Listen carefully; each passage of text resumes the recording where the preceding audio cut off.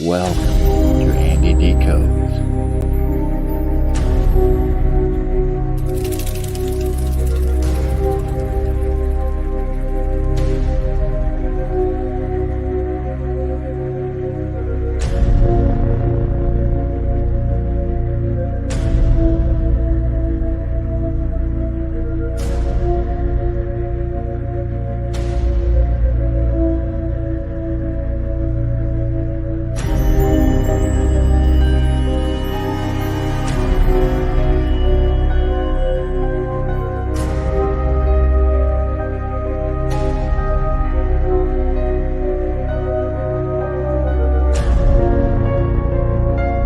Sit back and enjoy as we dive deeper down into the rabbit hole. Hello and welcome to this Friday show where I'm joined by Nick Valente. So Nick is a founder of the International Dogman Project. Welcome to the show, Nick, and thank you. Very happy to be here. Thank you, Andy. So we was having a chat before we went live, and we'll pretty much cover everything. But the first thing I was going to ask you, the chupacabra. Yeah. Chupacabra. So you were saying that these two types is the bipedal and the quadrupedal. Right. Do you want to explain to myself and the listeners, the viewers, the differences between them? Oh, sure. Well, in 1995, it was first reported in Puerto Rico, and the lady who reported seeing it reported a bipedal chupacabra. She described it as being like a grayish in color, large red eyes, spikes going down the back, walking on two legs, monstrous looking thing, but not really big, maybe 4 feet tall. Now, I have the mantra, as I told you, to prove or to disprove things, because you can't just go running off, willy-nilly saying, oh, yeah, I believe. I want to prove it first. Yeah. And I am a Fortean researcher, and I am a field investigator, number one. So I try to go on the road and investigate different cryptids. Now, back in 2010, I had the pleasure of meeting up with an old friend of mine who called me, and he said that he knew a rancher / farmer in Chad Juarez, Mexico, over the border. Yeah. I mean, I live in the United States. I'm in the Eastern Coast, and I flew down to Texas and went over the border with my friend, who was a fluent speaker in Spanish. And we went to Chad Juarez to this gentleman's ranch, and he had shot a 4-legged chupacabra. Now, not to get off the subject, but the first one was a 2-legged, which I described, and the next one is the 4-legged, which most people actually see, is the 4-legged chupacabra. Yeah. Chupacabra meaning goat sucker. Now, I shouldn't be all over the place on this. I should go back and explain something. That lady who reported the 2-legged chupacabra in Puerto Rico had just got done that night working late, and then she went to see a science fiction alien movie. And don't you know it? But the description that she gave of a chupacabra was exactly like the one in this movie that she saw. Yeah. They had just finished doing, they wrapped up filming that movie months before, and then they premiered it in Puerto Rico, because that's where they did most of the scenes. And this is what she was describing. Now, to me, something else took out these sheep and chicken and goats in Puerto Rico at the time. Since I didn't go there and actually investigate it myself way back when, I can't tell you what. I can only do from my own research and my own reading. But I think this was a figment of her imagination. She was extremely tired. She went to a movie. She even admitted that the movie kind of scared her. It was so, realistic. Yeah. Now, moving forward to 2010, where my buddy calls me up and we go over the border to Chad Juarez, we meet up with this farmer / rancher, and he shows us this 4-legged chupacabra. It has maybe a quarter of an inch of hair on its body. It's bluish in color. It has a ridge line straight down the middle, all the way down to its tail, about an inch of hair. Yeah. It obviously has a skin disease of some sort. It's about 42 inches long from the nose to the back of its butt. And, he's telling us how this thing killed, some of his goats, some of his sheep. So we asked to see the sheep. He took us to the sheep, and sure enough, on the neck are bite marks, because that is where a wolf, a dog, coyote, the chupacabra will go after, an animal. Now, as I explained to you before, because of the skin disease that it has, now it's a form of mange, actually. This animal is in a lot of pain.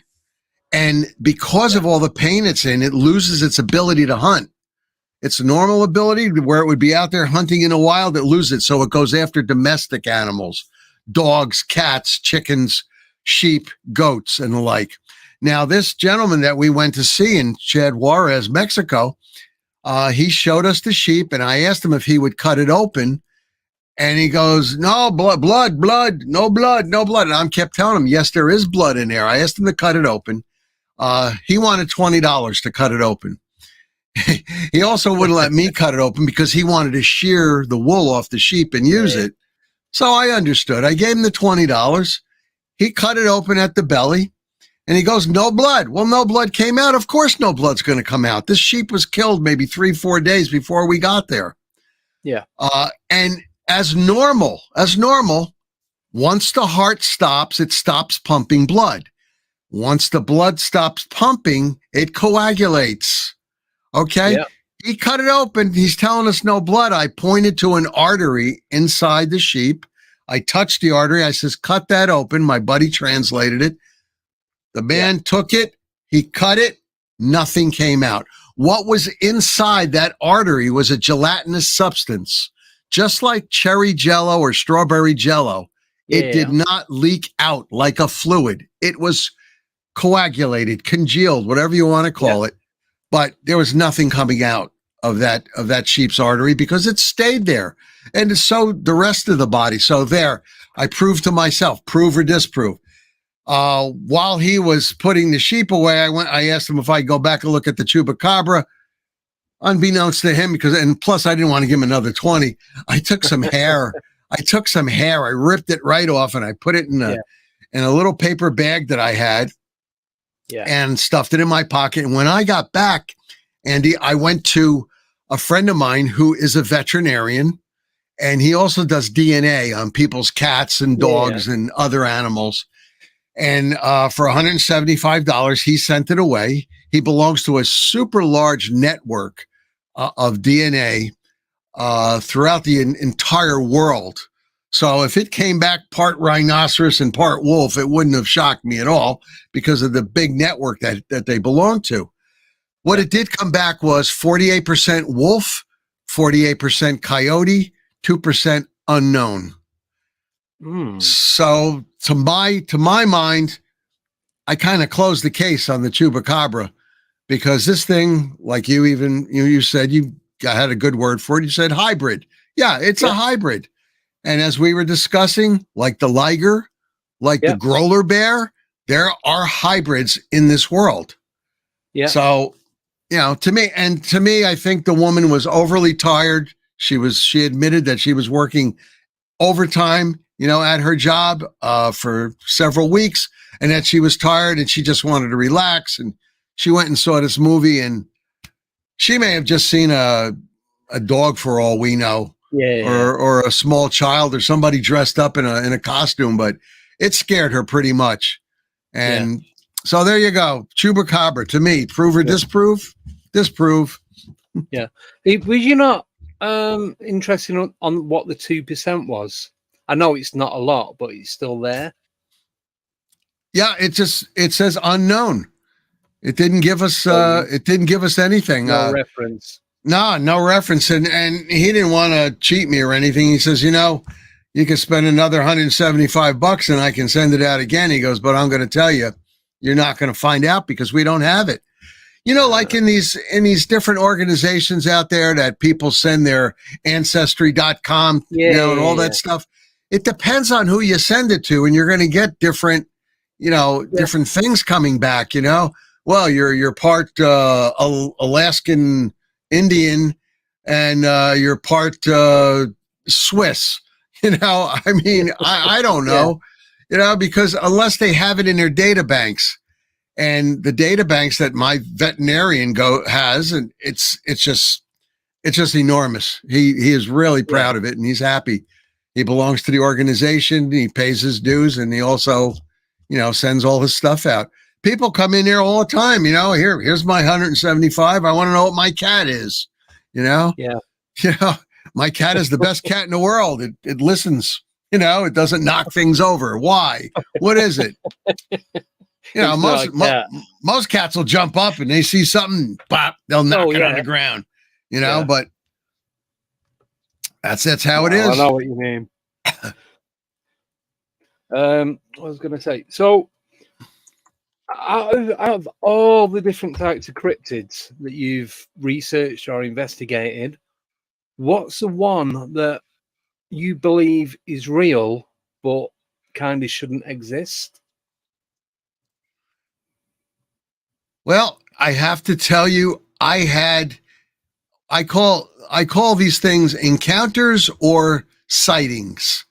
People either have a sighting or they encounter. Now, a sighting is you're driving down the road and you see a Sasquatch crossing the road.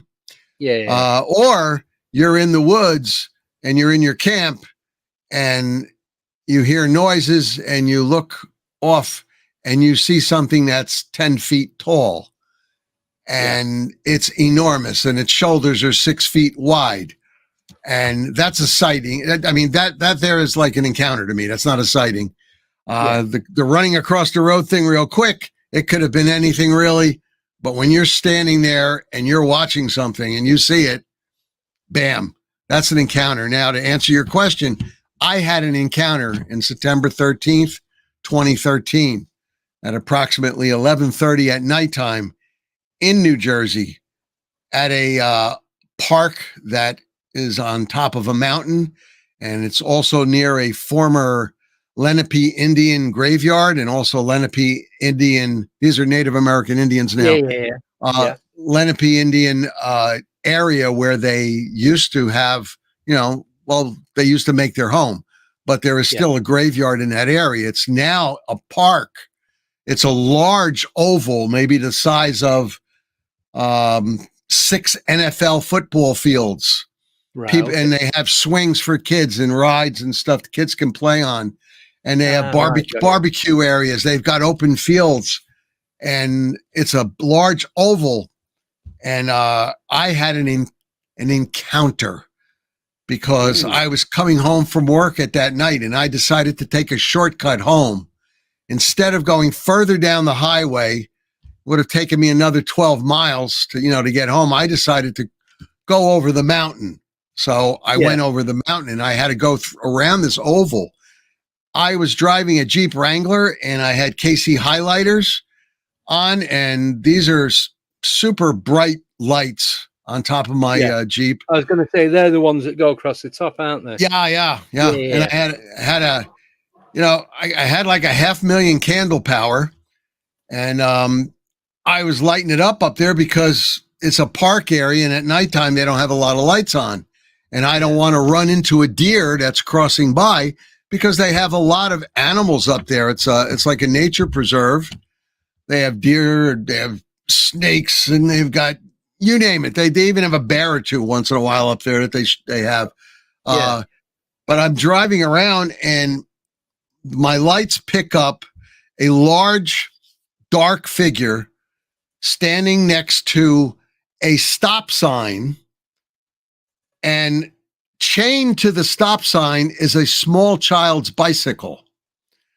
Now, this thing standing there from a distance, to me, I'm thinking it's standing there on 2 legs. It's a black bear. Black bear are known to get up on their hind legs and they sniff around, or if they're reaching for something, or if they're going to go up a tree. And I immediately am thinking in my mind, why is that bicycle there? Because there's a reflector on the back of the bicycle, by the way. And my lights are hitting it and lighting that up. And I could see the bike and I could see it's chained from the distance that I was. And I'm closing in on it. And I'm saying, there's something in that I thought it was a bear.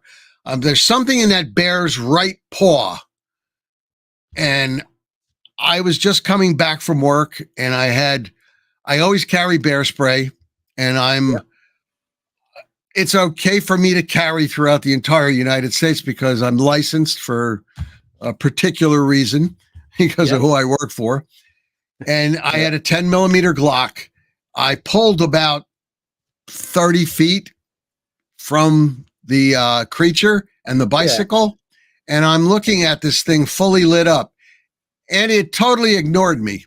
It was looking off to its side, my right. It was looking off to the right. It had something in its hand, and the paw had claws maybe 3 inches. It went up to its mouth, took a bite, and went back down. And it was sideways to me.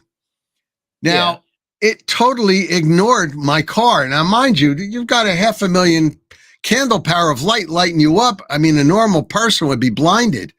So I'm looking at this thing and I'm saying, my God, this is not a regular bear. I'm looking at it now. I know what a werewolf is supposed to look like. And this thing looked sort of like a werewolf, but not. It looked more like a real wolf, except very muscular. I estimated about a little bit over 7 feet tall. I estimated about 650 pounds. It had dark hair. Yeah. Short, not shaggy at all, but short hair, maybe 2-3 inches. Broad shoulders, very muscular. And it totally ignored me. I got out of the car because I'm saying this thing must be eating the child or the female who was using that bicycle. So I wanted to get a better look. I got out. I had my bear spray in my left hand, my 10 millimeter Glock in my right. Now I specify 10 millimeter because if a 10 millimeter and a 44 Magnum will take down a brown bear, it'll sure as heck take down anything in North America, you know? So that's what we carry anyway on the job. And I stepped out with that and I'm ready. But this thing ignored me, totally ignored me, like I didn't even exist, like I was insignificant. And it did for a second time bring its hand up to its mouth and took another bite. Now, this did not take 10, 15 seconds. This was about 1:06 to 1:10, I would estimate, because after a short amount of time, it just totally turned to my right anyway. It didn't look at me and it just walked off into the wooded area. Now, I know this was not a figment of my imagination because number one, I could smell what it smelled like. It smelled like urine and blood, a mixture. And I also heard it crunching the leaves and crunching the twigs as it was walking away, and it disappeared into the bushes. Yeah. I noticed at that time also, you know, the direction it was going in. I look up into the sky and I notice an orb. I notice a white orb in the sky, maybe 120 to 140 feet away, you know, in the direction that this was traveling. Now, for your audience, I just want to tell them that it took me a little while, but after doing a lot of research, and I don't mean a week or two or a month or two, it took me a lot of research to find out what this creature is named. They call this a Dogman. Right. Yep. It walked off and I saw the orb in the sky, and I'm saying to myself immediately, I'm trying to tactically think. I'm saying maybe it's trying to get around me. So I got back into my Jeep, locked it up, put it in reverse, and I got out of there. And I was determined to come back the next day with my team members, fully jocked up, fully armed, because I wanted to check the area out. I wanted to track it. And we did come back the next day. I took a tape measure to the stop sign. Yeah. And it measured 7 feet, 7 inches tall. Wow. I wish I could convert it for you into. No, I'm good in feet and inches. Okay. I'm not good with metric. I'm bad with that, but 7 feet, 7 inches tall. Wow. I didn't know what it was, but the guys came with me. We tracked it just so far because there was some blood still dripping down from the deer. I found out that was a deer that it had ripped apart because we found the dead deer carcass, in the area. And it wasn't a young deer at all. It was maybe a deer that was maybe a 2-year-old, and it was a female, a doe, and it had ripped it off and it was eating. So to me, it's not a paranormal thing. It's a real thing, because if it has to eat and if it makes noise and it smells, then it's got to be something of substance. So when you ask me that question, what is a cryptid that I think is real? I think the Dogman, because Andy, I get as the guy that runs the International Dogman Project, I have some really great admins. Karen, Duffy, Jay, those are my top 3 admins. I've got a lot of other admins all over the United States that run the different chapters. And I get reports into me anywhere these days. It now goes from 25 to 45 reports per week of a Dogman sighting. Now, people do send me other things, other cryptid sightings, but I'm mainly interested in Dogman. But when I get something that's really, more than just one person, or if the person really states a really good case, I'll try to gather a team up, or I'll send a team of guys to go out and research it, on the ground, field researchers. And they'll investigate it. And a lot of times we will find claw marks on the trees. We will find tracks that we're able to make, casts of. And they do differentiate from a bear's tracks. Now, a black bear, which is what's in my area, and, I do research the area first, whether it's brown bear or black bear. A Dogman print is going to be bigger than a black bear's print by quite a bit. And it's going to be smaller than a brown bear's print by quite a bit. A brown bear has a paw of that big. I mean, it's wide across, and it's got heavy claws. A black bear is smaller, and it's maybe the size of my hand, but with claws. I will call these people up. If they won't talk to me, I'll just go back and forth with them in Messenger or on internet, the email. Sometimes the people will consent to going on the camera like we are now. Because I want to interview people. I have certain questions I ask. I will listen to them. I will prompt them. It comes from my background, my paramilitary background and my police background. I know how to do an interview, and I'll try to draw it out of them. And something I told you about the smell. Anytime I've been in an area with a Dogman, I get that same smell, that urine and blood smell. So that's something I look for when people tell me about it, a Dogman sighting, or, I was in that area and I saw the Dogman, and they'll give me a big description of it. But, by this time, Dogman's been out there. People can see pictures of it and everything. And, so I kind of got to see whether it's worth sending a team out or not. Now, sometimes I get 5, 6, 7, maybe 10 reports in a specific area of Dogman sightings.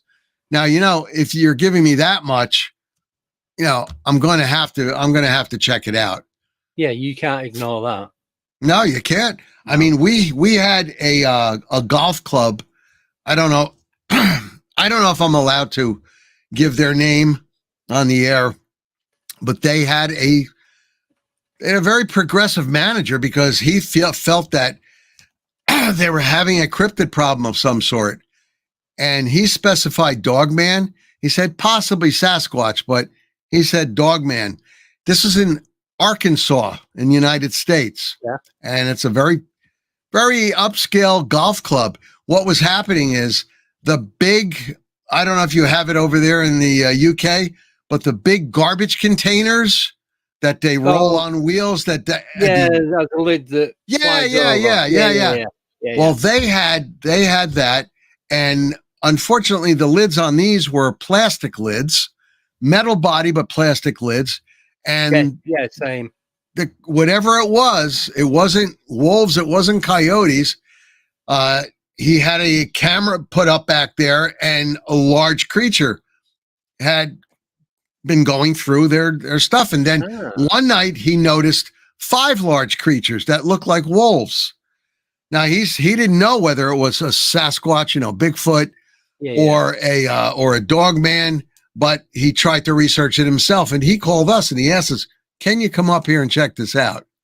Now, his film that he had, it was dark and it was grainy, but it did show bipedal wolf-like creatures, and I did send a team up there. And what they did was, at the country club's expense, basically they didn't want us going around shooting or anything, but they wanted us to help them. What we did was, at their expense, we had them order gallons of cayenne red pepper, and what we did was we spread it out all in the area, and then we spread it out in other areas we tracked these things. We found their tracks. We found claw marks on trees, and some of the claw marks were a good 10, 12 feet up the trees, because evidently they were climbing in the trees. Now, mind you, a black bear can climb a tree, and so can a Dogman. They must have climbed the trees. We had spread out the cayenne pepper, and after the first night, they didn't really get very much, but the second night we went and we spread some more out, and then we kept pushing them back and spreading it out in the area. Now this irritates any living being's nose. If they're going to be sniffing around, I mean, if it was a bear, if it was a coyote, a mountain lion, it doesn't matter. It's going to irritate. And to this day, they don't have that problem anymore. So that's just one example of us going out of the state of New Jersey and going into another state doing this. Now, something I want to mention is I have a little advantage over other organizations in that the group I work for, we need to do field training exercises. Right. And all I have to do is go to the boss and say, "Listen, we need to do some field training in this state because they have a big forest area." They send us out on their own. Like I said, I'm the training officer for that. We all have many jobs. We wear many hats. And if I say that, the boss generally says, "Okay, well, take a team of 7 and go ahead, go out there." And then we just have to certify what we did. Other times they'll send us to places for training.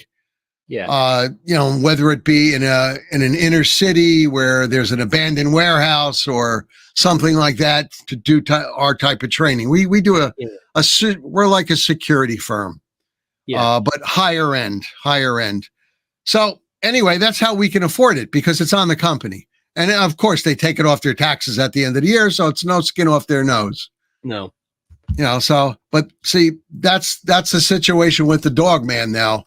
And ever since then, I've been checking out different reports of Dogman that come into me. The beginning of the year in North Carolina, we were there twice. We took a team twice. The second time was a smaller team.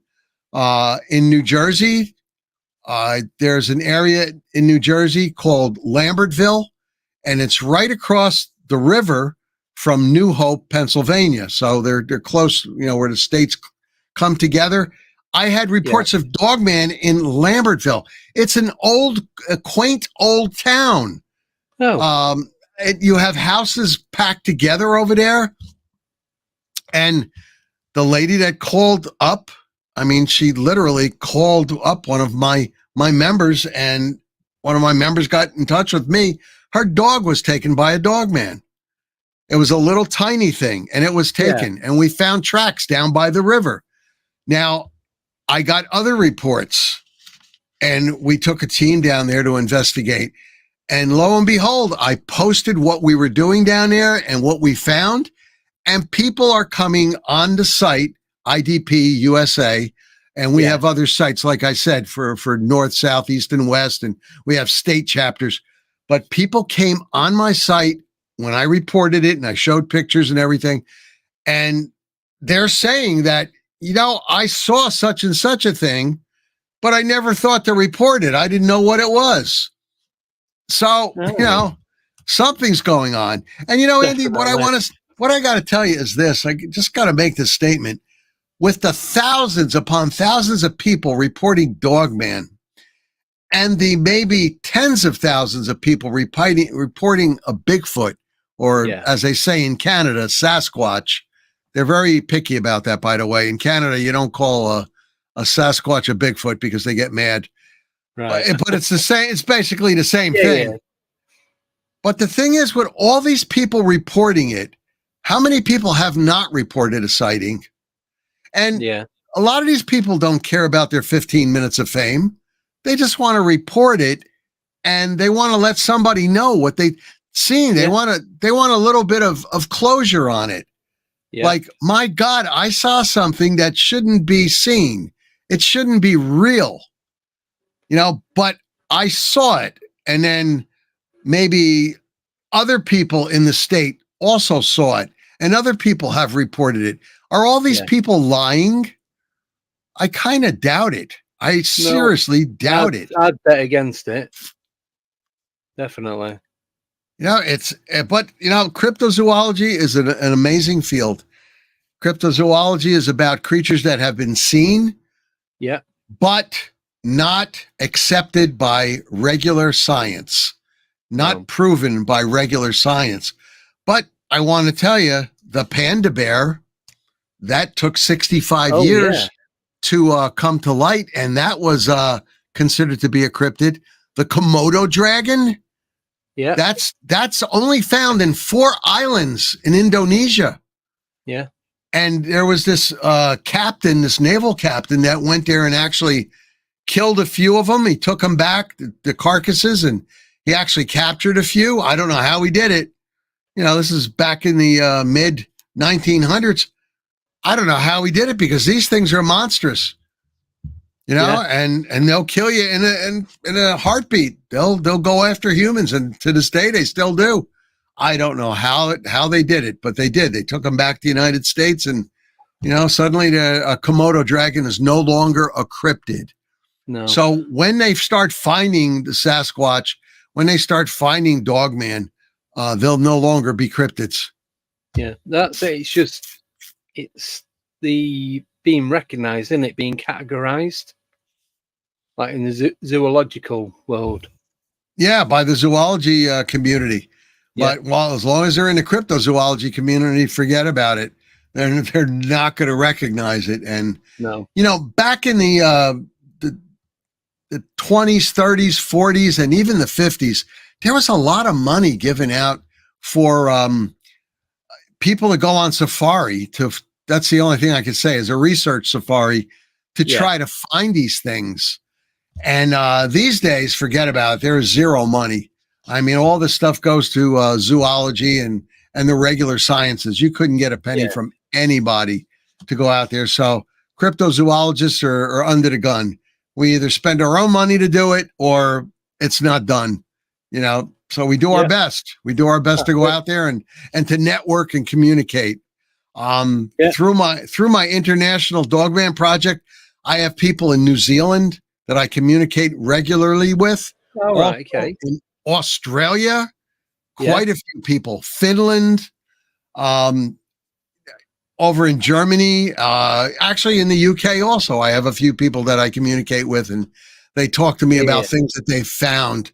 But all over the world, they're reporting Dogman. Now, how the heck did a Dogman get in Australia and in New Zealand? I don't know. But then again, in Australia, they have the Yowie, which is a Sasquatch. Yep. Somehow they're getting there. I mean, I have some thoughts on it, but I don't know. Well, I know these cave systems that go under the oceans, and the seas and what have you. I know you can get from the UK all the way across to Turkey through these tunnels. I won't like to try it because the chances of not getting out again are probably higher than getting to whatever country you're looking for. Oh my But God. there's got to be some routing mechanism of some sort for them. They've got to have some sort of, I suppose, built-in compass. Well, since starting this, let me back up. I started with the paranormal, ghosts and spirits and goblins and things like that. And I do the prove or disprove thing with that too. And I sort of got put off by it because I couldn't really prove that anything existed, and every place we went, haunted houses or abandoned hospitals or factories or graveyards or whatever, there was an explanation. Yeah. So I kind of got off of that, and I got into the Yeti. I got into the Loch Ness Monster. I got into Champs, which is like a Loch Ness Monster, only up in Canada. Oh, yeah. Werewolves and vampires and stuff like that, and ghouls. And then little by little, I started to get into the other cryptids. And I've been doing that a little bit over 23 years now. But Andy, I got to tell you got to think outside the box. You can't be closed-minded. Oh, yeah. Because I've done research for all these years, over 23 years. I've been to old libraries. Those are the best. You want to look through their microfilm and microfiche, stuff that they had from way back when in the late 1800s. I mean, they have stories in newspapers about what a Thunderbird is? The Native American Indian Thunderbirds? I know them. Right. And to the Native Americans, a Thunderbird isn't anything bad. They're actually a good sign, and they protect them. And what I'm trying to get at is I went through, when I was down in Southwest Texas, I was in a little library, and I asked them for their newspaper, their microfiche and microfilm. And I was going through it. You got a little thing, you got a wheel you got to turn. Yeah, it's like a reel to reel, isn't it? Yes. Yeah. They took pictures of all these old newspapers because the newspapers were starting to, get so bad. They were turning to dust practically if you touch them. Yeah. And I'm looking at this and I see this picture, and there's a bird that must have been, it looked like a pterodactyl, and the wings look to be about 12 to 15 feet on each side. And this is an old picture. It's a black and white picture, and must have been taken on the old plate system with the flash. Yeah. About 20 guys are behind this bird, and each guy has a hand on it, wings. And they're holding it up, and behind them is a barn. Now, this is from a newspaper back in the 1800s, and it's like they didn't make this up, and they weren't trying to make money off of this. This thing is real. Yeah, do you know what? I was actually looking at that picture yesterday, because there's that one, and there's another one. What's supposed like a giant ape. The one with the giant ape. There's about 8 men stood behind it. And that looks like it's on the old slate photography. But it's one of them, isn't it? But with the Thunderbird one, I know they exist because I've had a sighting of one here in the UK. So I know for a fact that they're real. The thing is, that wasn't the only one I found. No. As I kept going through the newspaper, there was another picture in a different scene with only like 5 guys with it, and it was a huge bird in a different area. I then also went to Arizona and New Mexico, where I went to their libraries, and I found other pictures of Thunderbirds. Well, there's nothing in the air flying, but a dead Thunderbird on the ground. And, so we're talking about different states now, and they publish these in the newspapers, and these are old things. Yeah. These are not things these are not CGI. No, you could only just take photographs. You're not going to be able to use Photoshop or anything like that on it. Oh, So, exactly. Back then you were not gonna. no. And besides, these come from old newspapers. And that's why I tell people, don't be a keyboard warrior. Don't just, sit on your computer and research things. That's one medium. Get out there, go to your local library and see what they have. If you travel to other states, go to the old bookstores, see what they have. Go to the old libraries, see what they have. I mean, investigate it. Look at their books, look at their old newspaper clippings. If you really want to find something out, that's the way to really do it. So definitely. Don't be a keyboard warrior is the lesson to learn from this. Basically, you've got to get off your ass and go and have a look. Exactly. One way or another. Yeah. And also these people that love to call themselves, I don't want to say boots on the ground, because to be honest with you, Andy, boots on the ground is a military term and they shouldn't be using that. It's a specific term and there's a specific meaning behind it. And let them find out, the people that say, oh, I'm boots on the ground. Well, a lot of these BOG people, if you want to be a real field investigator, when you go into a forest area, go more than a few hundred feet. Yeah. And go in there with the right and proper equipment, because not only would a cryptid find you, but a regular animal might find you. And by regular animal, I mean a pack of wolves, coyote. Coyote will attack humans. Mountain lion. I'm talking about the United States now. I don't know what you guys got. You guys have Black Panthers out there. We've got foxes and badgers, and that's about it. but I mean, a brown bear might find you. Yeah. You might be able to scare away a black bear, but a brown bear or a grizzly bear, no, they're aggressive. And a grizzly bear can go from 0 to 50 miles an hour in 3 seconds. Wow. Didn't know that. Remember what we're talking about here, though. It might weigh 1,200 pounds, but it's solid muscle. Yeah. And that muscle propels it. And you could, if your people who are listening want to go on YouTube and look up grizzly bear going after deer, you'll see the guy actually has a speed gun and he timed it. And this bear went from 0 to 50. I mean, they are fast. And you don't want something like that coming at you. Believe me. No, I've seen the stuff on YouTube where people are mountain biking through the forest and that, and the bears just come out of nowhere and they're on all fours and they're like lightning. I'm like, I just throw the bike at it and don't know what to do. No, you better keep on that bike, because you're not faster than a bike. You got to go. You have to get out of there, because you don't want that thing catching you, especially if it's a brown bear. If it's of the brown bear variety, it's going to come after you and it will eat you. Yeah. You better be carrying some sort of bear spray with you. That's all I can say. But you know what? Not only those things, and not only a cryptid, but a snake, spider, ticks, mosquitoes. Oh, yeah. When my team goes out there, we are totally prepared. We wear 7-inch boots. We wear Kevlar gaiters around our legs. So if a snake comes out and pops you, it's got to get through that Kevlar gaiter, and it's got to get through my boot. And to this day, thank God, none of my guys have gotten bit. We came upon a group of people one time when we were in Oklahoma. They were screaming and crying because this one lady got bit by a wolf spider. Now, a wolf spider is about as big as bigger than my hand, bigger. Yeah, they're the big ones, aren't they? Yeah, and it was on the tree, and she was leaning against the tree. The spider came down, and she screamed, and it panicked, and it bit her. And they had no first aid kit. So there's something else you need to go out with, people. Not only food and water and lights, plenty of light, because if it gets dark, you need you need at least 3 different types of lights, because if that battery goes, what are you going to do? You need a way to make fire, and you need a way to protect yourself. You need to make shelter. You got to know what you're doing out there. But I said, Andy, a real field investigator doesn't go, 100, 200, 300 feet into the forest.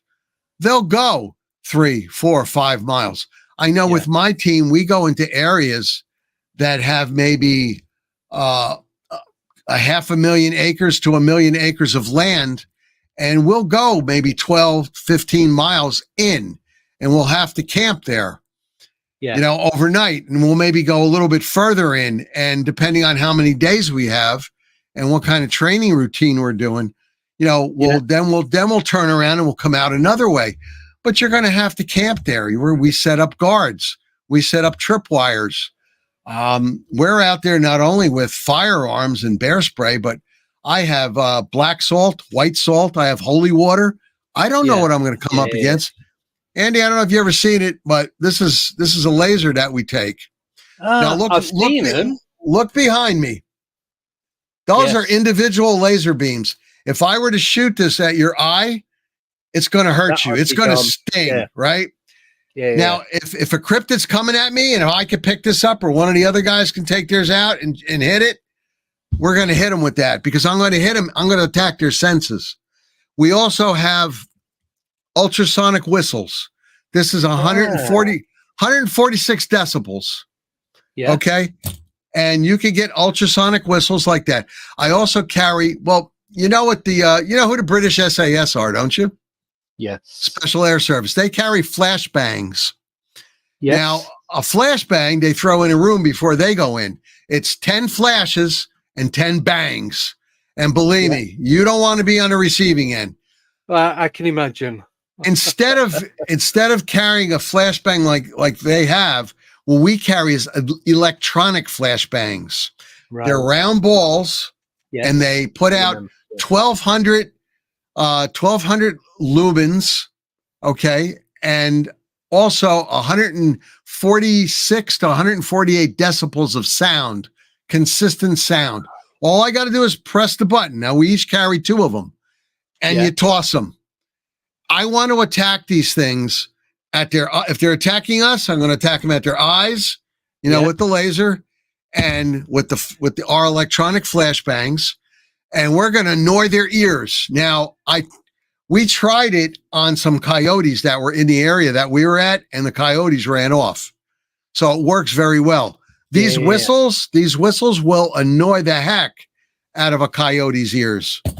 So, you never know what's going to be out there, what you're going to find, and you never know what's going to find you. Exactly. Yeah, I was going to say, there's more chance of that finding you before you even know that that's there. Exactly. Their hearing is better.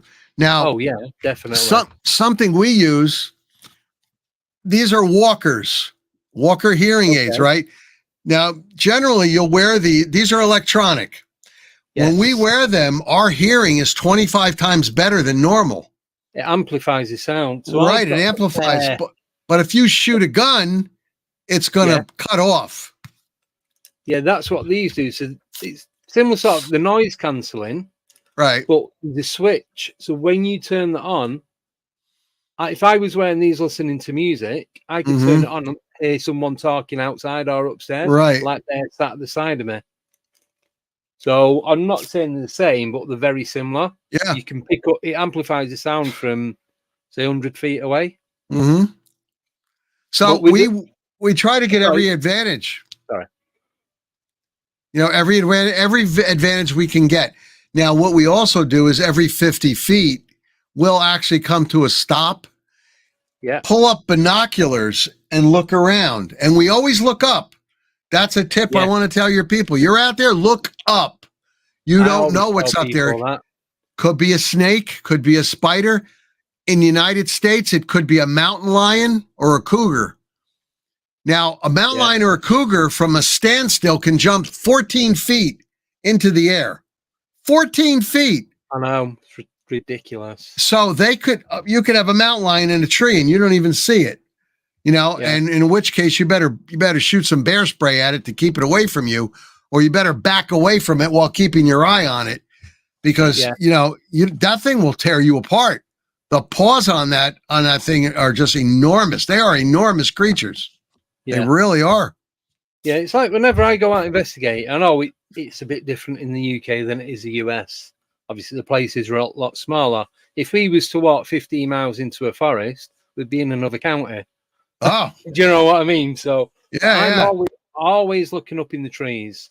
Every so often I'll stop and I'll do a 360. I always check behind me, just do a full 360. Right.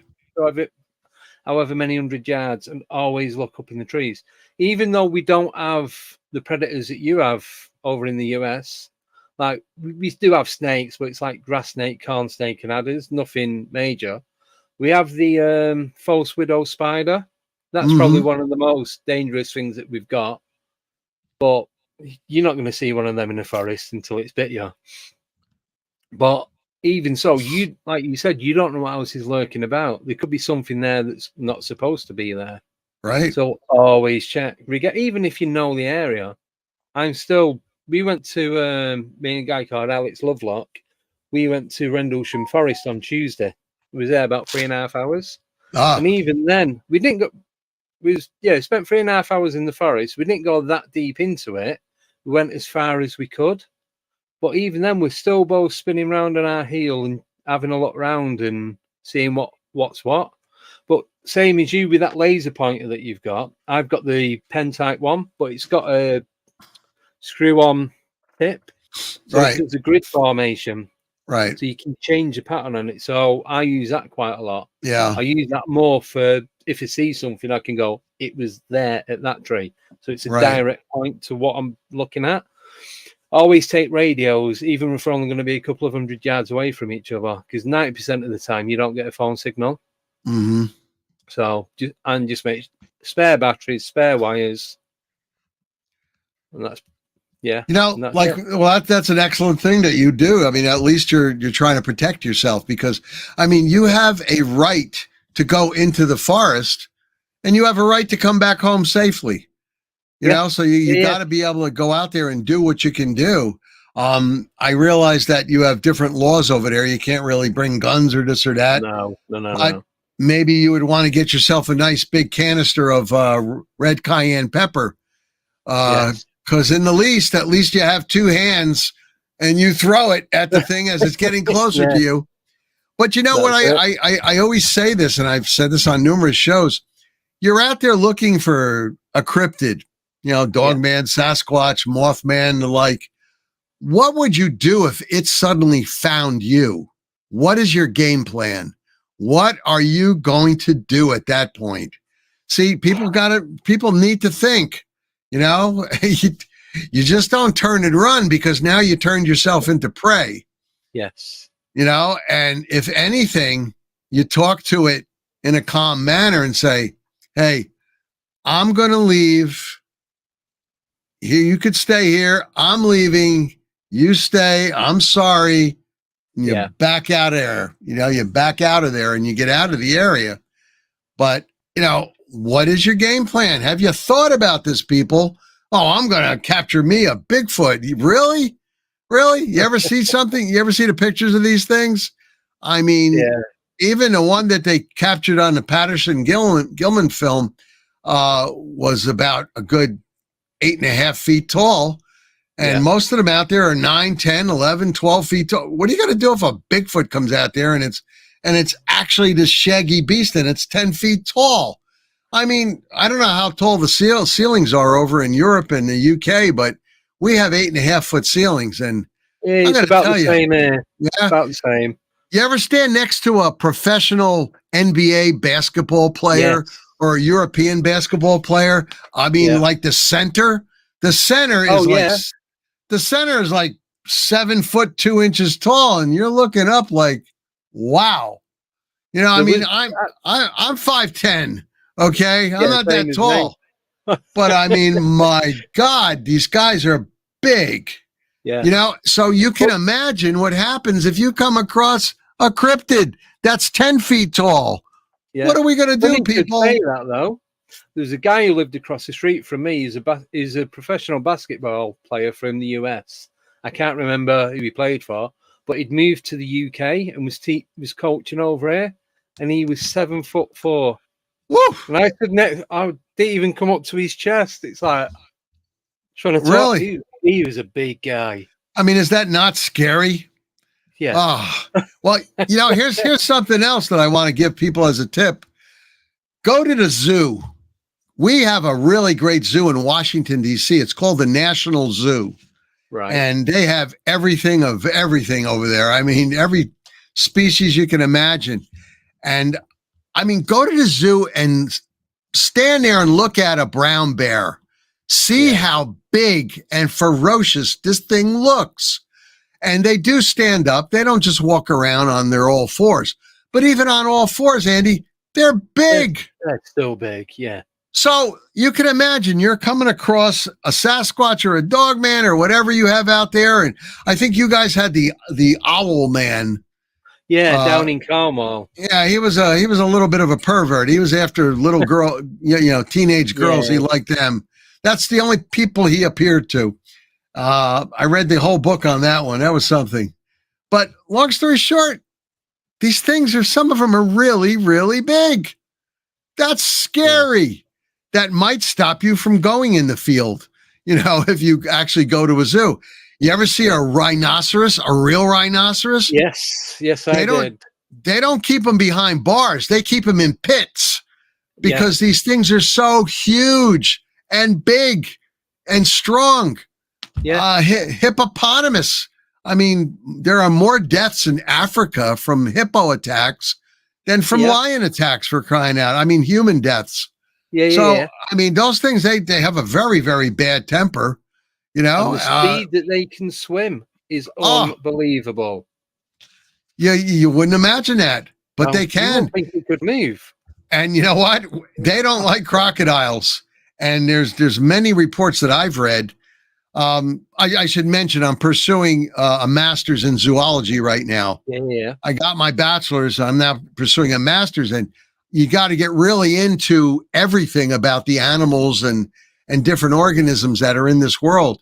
And I came across many of an instance where I read about the hippopotamus attacking alligators, big alligators, and snapping them in half. It's like, my God. The jaw, the power of the jaw, is it something like 2,000 psi? 2,600. I know it's 2,000 and something, but I can't remember the rest. Yeah. And you don't want to get stuck in that. But have you ever seen the teeth up close? The teeth are about a foot and a half. Yeah. Those incisors. Oh my God. I'm like, where do they put those things? When they close their mouth. Don't they only have 4 teeth as well or something? Yeah. They don't have many. But you're not going to need it with that amount of pressure. No. But in all seriousness, cryptozoology is great. It's interesting. All the stories, all the spooky stories and scariness, but look at regular animals. Oh my God. Wow. Just go and look at those things and see how scary they really are. And thank God that you don't have, the animals they have in Africa over here, like the hyena, for instance, and the regular lion. I mean, we do live in a wonderful world. So what I wanted to get to, do we still have a little time? Yeah, still got a few minutes before the break. All right. Well, you stop me when we have to. What I wanted to tell people is that all these years of doing research, whether it be the computer or libraries or bookstores or doing field investigation out there, on the ground, I've come across so many strange different things.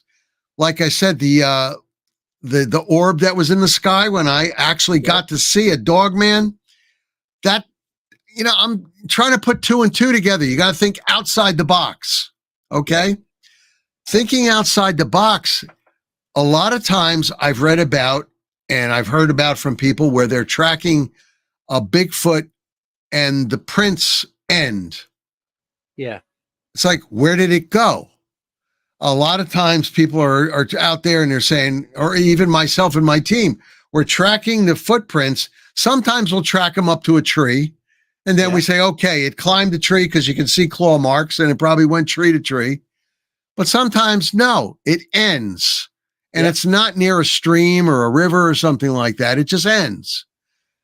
Putting two together and looking at natural science, which is physics, physicists have come out with that there are 11 different dimensions. Yeah. Okay.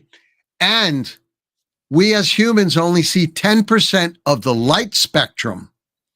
Okay. So when you think about all this, is it possible that where the footprint ends with the Sasquatch, that they used a portal to go from one place to another, or from this dimension into another dimension? Now there's a lot of reading out there to do on portals and other dimensions. There's a lot of reading out there about aliens. You know, you see UFOs up there. A lot of times the UFOs are just ultra modern experimental warcraft, you know, fighter jets. But a lot of times there is not a, how can I put it, like a fire stream coming out, you know, when the jet kicks in, the afterburners, there's nothing. A lot of times there's nothing. No. So that's a UFO. You know, I call it a UFO. I don't care what they want to rename it these days. I'm going by the old school name. Yeah. A good book to read is Project Blue Book. Yes. And going back into the 40s, 50s, and 60s, and even 70s, you've got the Men in Black. Some of the Men in Black were from the Air Force. And even in the UK, you have the people in your Air Force over there that kept things quiet. But that's who used to investigate these alien spacecraft. But then you have the Men in Black who some people, you know, claim that they were actually aliens, and they're trying to keep things quiet. Yeah, they're not human at all. I mean, there are many, many stories about that out there. Yeah. The podcast that I'm on with Jay and with Gary, the Cryptid Consortium. If anybody cares to look at it, it's on YouTube. We've done one on the Men in Black. The problem with doing a podcast on the Men in Black is that, and I hate to use the term rabbit hole, but there's not just one rabbit hole with them. When you investigate one thing, it goes off to another, to another, to another. Yeah. I mean, it's like a many-headed hydra. It's just so many different ways. And we did a part 1. We've got a part 2, 3, 4, 5, and 6 because there's just so much there. Yeah. Yeah. It's amazing, this world. I'm going to tell you. Oh yeah, definitely. Just before we go for a break, when you saying about with the Bigfoot and or UFO, it's 1 second it's there, then it's not, and it's one footprint, and we believe that they're climbing trees. What do you think if they are able to change their frequency or their vibration? I agree with you. Yes, that is not so much a portal, but their way of shifting from this time to another. Well, it's like, you ever, I don't know if you have this, instead of a glass door, you'll have like a curtain that you pull across and it's opaque. Yes. Okay. Yeah. Yes, they do change frequencies. This is what a lot of people have reported, where it's like, oh, the Arnold Schwarzenegger movie, The Predator. You know, when he changed frequency. He changed his bodily frequency and went opaque or camouflage in such a way that he just blended in, you know, with the forest area. And like I was saying to you before, like with the British SAS, the United States Marines, the Special Forces guys, they all have snipers that when they go out in the field, they put on ghillie suits or certain type of camouflage that blend in perfectly with the background. This is what Sasquatch is known to do. Now, Dogman actually uses their speed most of the time, and most of the time they're out at night, and that's the time I usually go field investigating, is at nighttime, because you want to find things. And people know that things go bump in the night because everything's more active at nighttime in the forest. Yeah. And, you know, so it's really interesting out there. And that's the reason why we're out there with different types of lights. I have, you still have half a second?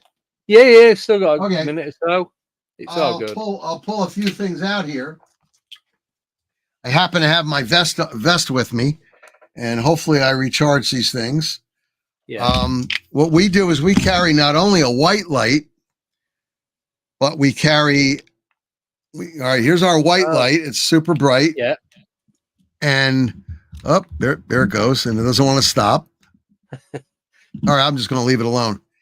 Then we carry red. because okay. most things, and this is what we'll actually pull out so we don't get night blinded. And also the animals kind of tend to ignore us a lot of times if we have red. So here's Right. red. And then if I can get this one, if this one's charged, I really want, here we go. Here we go. This is green. Oh, So you have the green light now. And this will keep your night vision without blinding you. And a lot of times it doesn't draw the animals or the cryptids' attention. So, it does pay to do your research. And also if you do go out there, like I mentioned to you, during the daytime and at nighttime, if you have the type with the infrared, you might want to take binoculars with you. Yeah. Because you want to see around yourself and what's out there and what's not out there, on top of it all. But I mean, we got a lot of equipment that we handle, but it's for our protection. And if you're going to go out there, you might as well do it right. Oh yeah, definitely. But it's all, you've got to start somewhere, and it's learning as you go what you need and what other people use and all that kind of stuff. I bought loads and loads of stuff and probably don't use half of it, or I don't use it all at the same time. So if I know where I'm going, I'll take a certain pack with me. Right. So if I know I'm going to be out during the day and back before nightfall, I'll still take a torch and radio just in case anything happens while we're out there. But depending what sort of investigation it is, depends what equipment I'm taking. So, do you ever use a full UV light when you're out and about? Yes, we do carry UV light. Yes, definitely. Do you use it often? Quite often. Yes. Yeah, I mean, if you want to bring up blood, that's the best thing. Yeah. And when we see the claw marks on trees, we'll hit that with the UV light because you never know. There might have been a kill before that. Yeah. So we want to know what we're coming after and what's out there.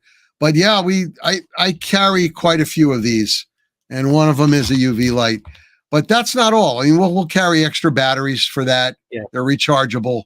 We'll carry a headlamp on our helmets. Yeah. We wear bump helmets. We don't wear the bulletproof ones when we're out there, but we wear the professional military bump helmets. And you can either put your thermal vision on the top, or you can just put a regular. I don't have one down here, but just a headlamp. A headlamp. So are they the solid like peak cap? Like what police and military wear. So it just looks like a baseball cap, but it's got a hard shell inside. No, it's not a baseball cap. It looks like looks like what a British SAS operator would use. Oh, right. Okay. It's a full military. It's called a bump helmet. Yes. The difference is you would wear this jumping out of a plane, and it weighs maybe 1.25 pounds, whereas a bulletproof helmet, which we have, weighs more like 3 pounds. Right. So that's the one that comes around, covers the ears. No, it doesn't. It doesn't. Ours do not cover the ears. The ears are open because what we do is we put our we put these down. Yeah. And we have, sometimes we'll swap out the light at the top. It just pops right off. Put it in your backpack, and you'll put on thermal vision, and you could see thermal out there. Because something I want to tell you is that infrared can be seen by animals. Yes. So a lot of times you don't want to use the infrared out there, with your infrared goggles, but it's cheaper. It's a cheaper mode when you're out there than, people going out there with $6,000 worth of thermal vision. So. Yeah. No, that's all good. Right. That was good timing because we can go for a break now if you need to get that call. No. I just hung up on it. I'll let it go to voicemail. Right. Well, do you want to go for a break now anyway? Because we're at the 1 hour mark. All right. So, when would you like me back? 5 minutes? 5 minutes? You got it. Yeah. There is a 10-second countdown. It's 5 minutes 17. So gotcha. A little over 5 minutes. Sounds good. Yeah. Because when you come back on, D.A. Roberts has sent a question through. He said, I was going to ask you anyway, but he said about what you encountered when you went to LBL. Can we talk about yes. that? I met DA out in Kentucky and we went out in LBL. I'll talk about that. Excellent. Right. So thank you, everyone. Get your questions in for the second half, and we'll see you in 5 minutes. Cheers, Nick. See you then.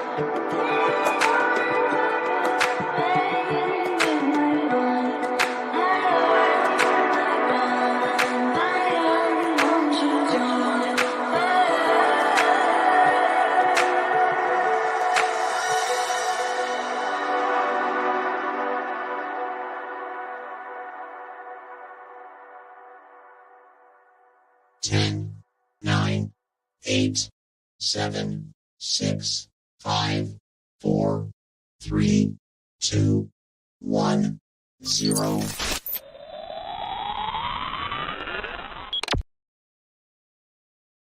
And we are back. Just waiting for Nick to come back. I don't know how long it'll be. Quick update. Next Friday, there is no live stream because I'm going to the Awakening Expo in Manchester. It's a 3-day event, but I'm just doing the 2 days. I might try and get a live stream in while I am in there. And on Wednesday, me and Chris from Scottish Paranormal Podcast are going to be doing part 2 of our UFO disclosure. So that's this Wednesday coming. And then the following week, sorry, I'm just getting my calendar up. So nothing next Friday. And then, on the 30th, Wednesday, I've got Graham Phillips coming on. Graham is a historian, he's a good friend of Andrew Collins. And then on the 1st of September, I've got Stephen Myers coming back on. He's going to be talking about the Great Pyramid. And then the Wednesday after that, on the 26th, so Michael Kopf is going to be co-hosting with me, and we're going to be interviewing Laura Eisenhower. Now, this is only going to be about an hour and a half because she's got a really tight schedule. So she's going to be on for as long as she can, but then she's going to have to go. And the Friday following that, I'm going to be joined by Maria Wheatley. She's going to be talking about Avebury and Stonehenge and what's been going on around there lately. Nick's back. But then on the 9th of September, that's when we go down to Cannock Chase. We're doing a meetup during the day. And then there's me and a few others that are in the chat. We're going to be doing an overnight at Cannock, and hopefully we'll get some good footage and a bit of activity going on. So that's that. Right, Nick is back. So we are ready to go when you are, Nick. I just grabbed the bite. It's all right. That's what I just had something quick to eat while I could feel my sugar levels dropping. That's right. I was just doing the update of what's going on over the next couple of weeks and who I've got coming up. Today's me doing it at the end. Right. So we was going to talk. Well, you was going to talk about when you met up with D.A. Roberts and you went to LBL, which is the Land Between the Lakes. Oh yeah, very famous place. We went to the Kentucky side. We met there a few years back. I drove from Jersey. He drove from Missouri. Now, just to give you a little background for your people, D.A. Roberts is a very well-published author. He writes fiction, but within his fiction is a lot of heavy-duty research. I consider him the Tom Clancy of cryptozoology because the research that he does is phenomenal. Yeah. So there is some truth in his books. So, I mean, if you people want super entertaining books, I'll give a shameless plug. D.A. Roberts, fine. I mean, on Amazon, D.A. Roberts, he's got tons of books. It's different types. And I mean, I credit him with I never wanted to read about zombies and zombie apocalypse, but I credit him with his 10-book zombie apocalypse books. And it just held me captivated. And I was actually sad when I read book number 10 because it was the end and there was no more to read. It just kept me captivated. Yeah. Yeah. Jo, the moderator, she's been reading his books, and a couple of times a week we'll have telephone conversations, and I don't need to read the books. Joe's told me everything that he's putting in them. But as she's talking about what he's put in these fiction books, I turned around and said to her, but how much of this is actually real? Because it seems that there's too much in the book that is happening in this world that we're covering. Right. It just seems to be too coincidental for it to be, say, tongue-in-cheek or too fictional.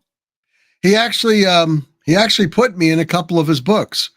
I mean, I'm actually a character in a few of his books, so that was very nice of him to do. But D.A. Roberts is a author, number one, but Yep. he's a cryptozoologist and a Fortean researcher like myself. And he's Yep. just heavy duty into research. And his books have a lot of real life information going on there. You just got to pick it out. Yeah. You know, Well, especially sorry. the cryptid ones. Yeah, sorry, I was just going to say, D.A. Rob, he's coming on the 24th of November. Ah, So be So an good. interesting time because he does heavy Yeah, duty research. I mean, one of the books he was researching that he already wrote, he was with a friend of his and both their wives. They were in a van and they pulled up to the park. It's Joe Bald Park, it's called, and Okay. it's in Missouri. And it was at nighttime. Of course, you got to go at night. And he's doing a video. And later, and his friend, I don't want to sound gross, but his friend is a diabetic and he had to go pee. So Right. he went off to a dark section of where they were filming where nobody would see him. Yeah. And he relieved himself. Unbeknownst to him, there was about 5 to 7 sets of eyes looking at him at the time. Now his friend comes back and they continue filming. He gets back and he shows the video to some other friends that he brings on some of his shows. Right. And one of his friends has a really sharp eye. And he says, do you realize that there's eye shine over there? And they went back and they measured it. It was like 7 feet off the ground. Oh, shit. And there's no owls over there. There were no raccoons, but it looked like the eye shine was moving right to left and up and down and back while they're out there doing research for his book. There was probably anywhere from 3 to 5 to maybe 7 dogmen in the area. And when his friend went over there and relieved himself, Yeah. you know, animals do that to mark territory. I mean, it's a well-known scientific fact. Animals pee to mark territory. Well, they're probably looking at his friend saying he must have a set on him, a lot of nerve to mark territory. Mark his territory in our territory. I'm like, you guys send chills up my spine because my God, what happens if they would have come out and done something about it? You know, to tick them off. Yeah. But that was Joe Bald Park. Now, 2 years ago, he met me and we went through the land between the lakes, the LBL, the forest area. As soon as we crossed this bridge and went into the area, you felt this crushing feeling like the park didn't want you there. Now, mind you, we went at nighttime. We went during the day, yes. Yeah. But daytime, you have people walking around and you have people near the water and you have, you know, people driving around. Nighttime is when you want to go. We went to this one place called the Nickel Cemetery. And while we're out there, I had a big spotlight, a 6,000 candle power spotlight, and we're shining it around and we saw a movement to our 2 o'clock. Right. And I'm like, what the heck? And all of a sudden, there's movement now at our 10 o'clock within a space of like 3-4 seconds. Whatever it was large and it was standing on 2 legs. I don't think a bear can run on 2 legs, you know, that fast. So it just went, Andy, it traveled maybe the space of 400 feet in the space of like 3-4 seconds.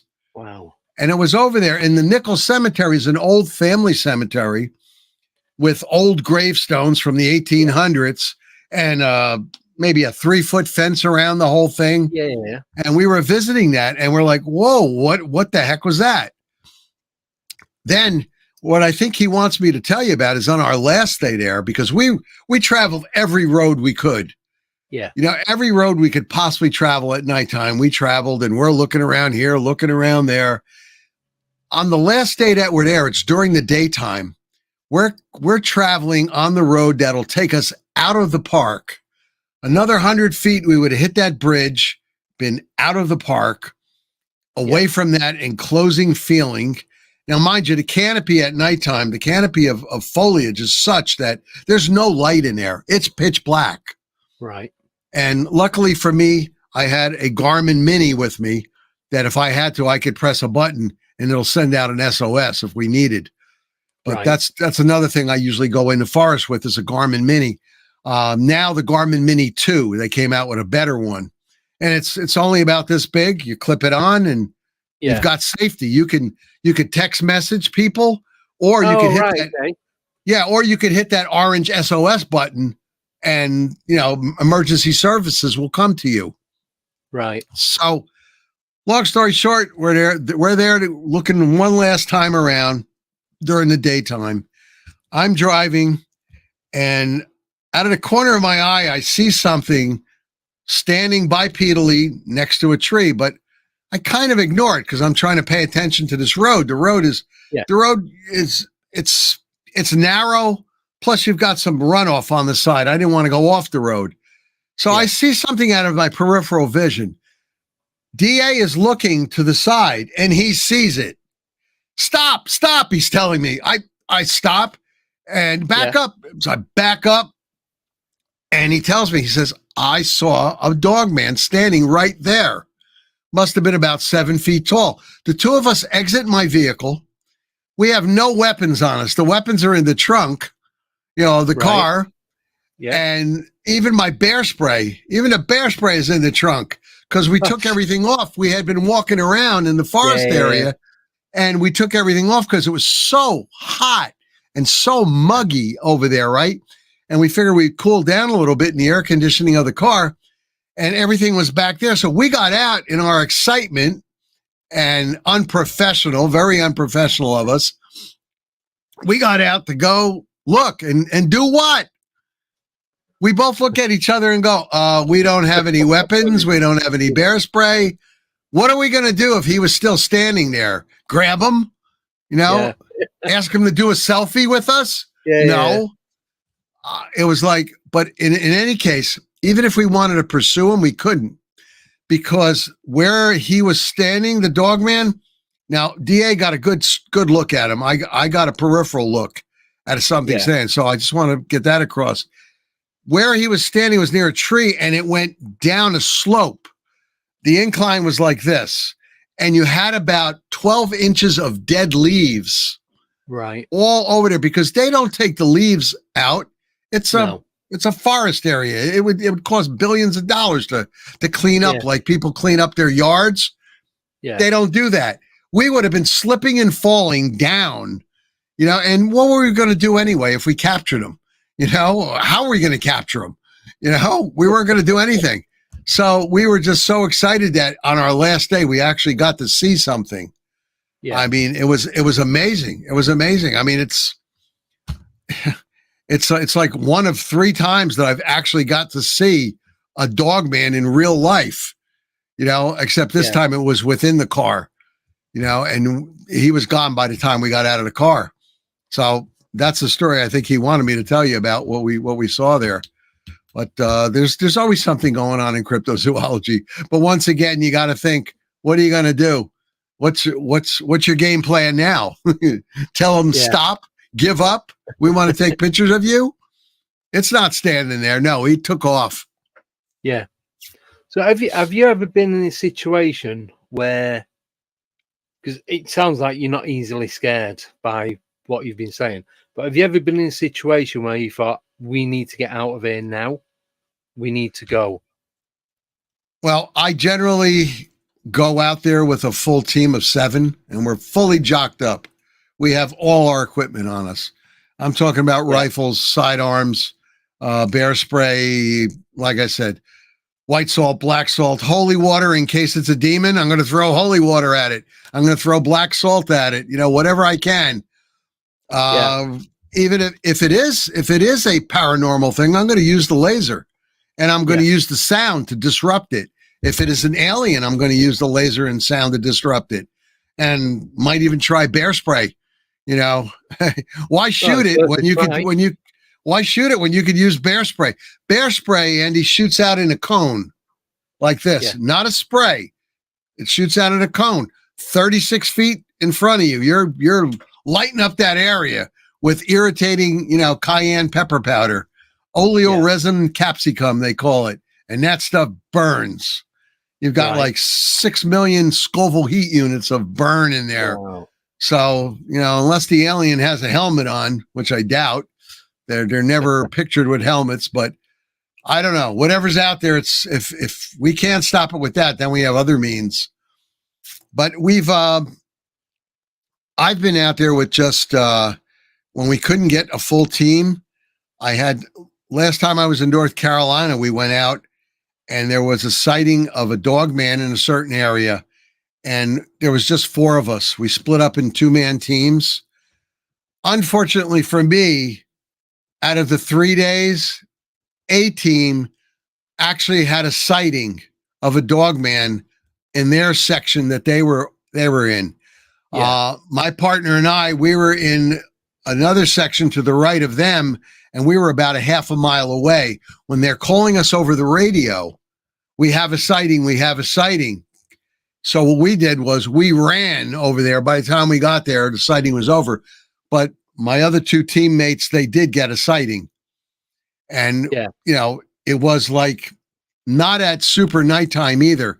It was more like daybreak where the sun's coming over and you could see shadows. So they got to see it running bipedally. Right. The next day went by, there was nothing. We switched areas with them, and then we switched areas back again. The next day goes by, they're calling us again, and they're saying, get over here now. We missed it by maybe 20 seconds. These things are not slow. Andy, a Dogman is not slow. No. They can move. We've had reports of people in their vehicles, and the Dogman is running next to them, 35 miles an hour. Yeah, I've heard that. We've had reports. I had a report by this couple, and then 5 more reports came in of sightings. Theirs, I would say, was an encounter because the Dogman actually slashed the side of their car. The husband took off when the wife is going, look, and he looked over and he saw this thing running by them. He hit it, and he went from 35 miles an hour to about 60, and they lost it. But they heard a thunk on the right rear quarter panel of their car, and this thing actually slashed their car. Oh. So when we went up to investigate, we actually got to see that. Yeah. In the same area, Andy, 4 other people actually saw it running across from one cornfield, across the road to the next cornfield. Yeah. And we knew it was the same area because it came to a T intersection. Right. And the same area, and we had investigated that area. We took 2 6-wheel gators. A gator is a 6-wheeled vehicle. Oh, and you could go through water and mud and snow. Yeah. And there's a lot of snow there at the time. But I'm trying to get back to the other part where they can move. The husband of that car, who was doing 35 at the time when his wife looked over and saw it, draw his attention to it, and he hit it. And he said that this creature was actually keeping pace on 2 feet, keeping pace with it. And the next thing he knows, he looks down, and he's doing 60, and the thing's not there anymore then. Oh. So, and he was so glad. He was so glad that they outran this thing. Yeah. But they're not going to be going by there at nighttime. They don't want to go by there at night anymore, I'm telling you. No, I don't blame him. It's bad enough going during the day by the sounds of it. So, because you don't know, you still, even though you kind of know what they are, you don't know what you're dealing with. No, you don't know if they're just going to ignore you like the one did with me. Yeah. It was just eating. It never once turned its eyes, never once turned its head towards me, never once. Do you think it could see you? I think it could see me. Did it think it knew you were there, though? And well, wasn't you got to remember, these things can smell better than we can. Yeah. They can hear better than we can, and they have a sense. Besides their eyes, they have their other senses. Yeah, it could hear me get out of the car because I stepped out. It was the road was a paved tar road, but it still had rock on it. Yeah. So I must have been making some noise. Plus, I opened the car door and I'm standing there staring at this thing. And I believe it knew I was there. I think because it's an apex predator, that it felt that I was how could I, not no match, but no, it just didn't care that I was there. You know, there was no threat. No threat towards it. No threat to it. No, it had no fear of me. You know, I mean, it's looking down at me. So it's like no threat at all. None at all. It had an attitude. It had an attitude. The attitude was, you know, you could stand there all night. I don't care. You're going to attack me. You can't hurt me. You know, I'm the apex predator. Yeah, I get what you mean. I mean, look at a grizzly bear in the wild. It's going to stand there, and you know, are you going to approach it? No. they have this innate knowledge that, you know, you're not going to come near it. And when another grizzly bear comes up and it's their territory, it's putting out the vibe that this is my territory. Get ready. We're gonna throw down. Yeah. So I kind of got that feeling that it just didn't care that I was there at all. Okay. We've got a few questions. One of them's related to that story. So Nickname was asking, what color orb was it?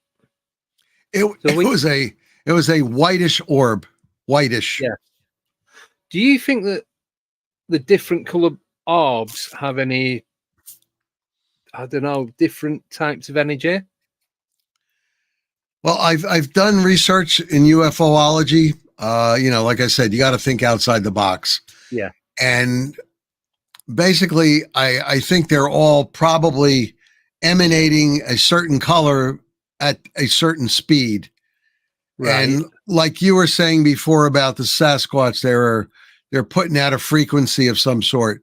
I think that's where you're getting the different colors. Right, and also maybe the reflections of the earth lights off of whatever the shell of the UFO is.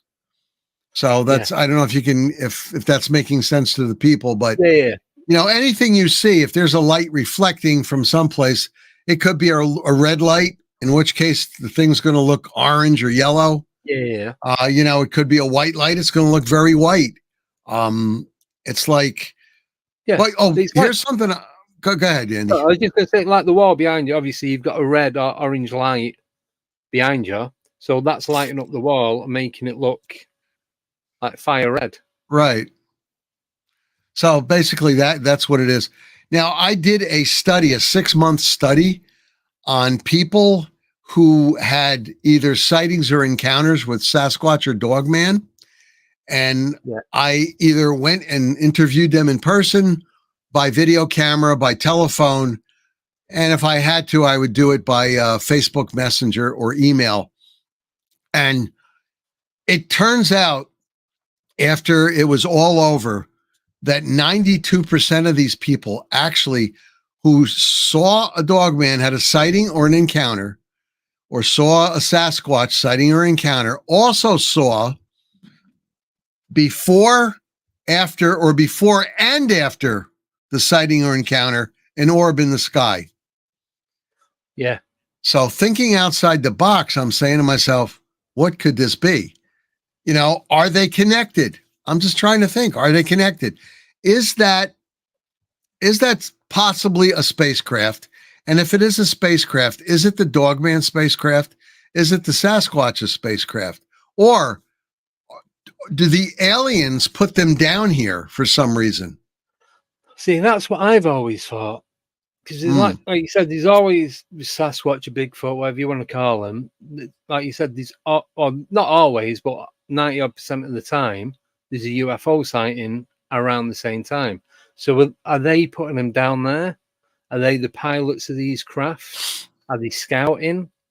Have they taken them from one? So say they're not interdimensional, or they're not. Yeah, say they're not interdimensional, and they've come from another planet. What have they picked them up from that planet? They've put them on air to do some scouting to check vegetation, animal life, human life, whatever there is living on the planet. and they're coming, getting samples and going back up. Yeah, because Could think be about that. it. Think about what I was saying before about where the footprint ends with the Sasquatch. Yeah. Maybe he's not using a portal. Maybe there's a spacecraft beaming him up. Yeah. That's a possibility. I mean, you got to think about all the possibilities. You need to have an open mind. Yeah. And you got to think outside the box. You can't just say, oh, it's a flesh and blood. Well, maybe it's not a flesh and blood. Yeah. Or You know? it's on partly flesh and blood. It's flesh and blood in our time. Right. Or it's flesh and blood in, say, not even our time, a different time, but in their own realm. Maybe they are just balls of light, balls of energy. We don't know. We don't know. Really don't know. That's what we're trying to find out right now, in all honesty. And I mean, but there's just so many sightings of them. It's just phenomenal, and I guess one of these days we're going to find something out. I know the government's coming out little by little, with what's going on, but I don't know. That's the reason why it's just so interesting, and we really need to just continue, with studying these things. Yeah. So I've asked a few people this, and everyone gives a different answer. But do you really want to find out everything that's going on? Because once you find out the last little bit of evidence and why they're here and what they're doing, do you think that's it for us guys that are doing what we do? No, because there's always more. There's always more out there. I mean, right now we're just talking about Sasquatch and Dogman, but look, there was Mothman. Okay, there's the Jersey Devil. There's the Loveland Frogman. There's skunk apes. I mean, there are just so many different cryptids out there, and there's just more and more things being discovered and put into the zoological side of the house. But there's an insect that was thought to be a cryptid. It was called the stick insect. It's only this big, but it looks like a bunch of wooden straws. Yes. But they did discover it. They finally discovered it. So it's categorized as a real animal by zoology. So it's no longer a cryptid now. No. Nope. Thank you. Got a few more questions. Right. So this one it's a double question. Same question, but from two people.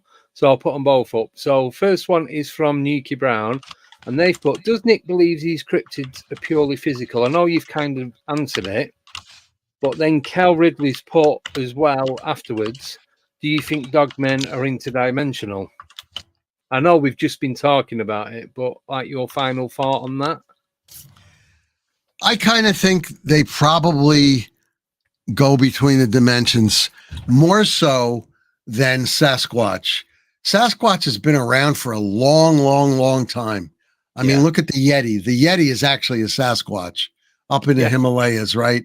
And the Tibetan monks have actually, spoken about them. They've written about them. They've spoken to people that have been up there investigating them.